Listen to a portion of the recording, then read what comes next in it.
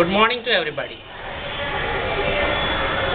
My name is Sudhakar, and today I would like to introduce a beautiful and the easiest TLM, that is teaching learning material, which is helpful to identify the various parts of speech in English grammar.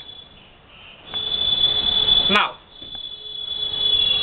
the first one is noun, and the second one is pronoun, and the third one is adjective, and the fourth one is verb, and the fifth one is adverb, sixth one is preposition, seventh one is conjunction, and the eighth and last one is interjection, by which you can identify easily the various parts of speech in English grammar.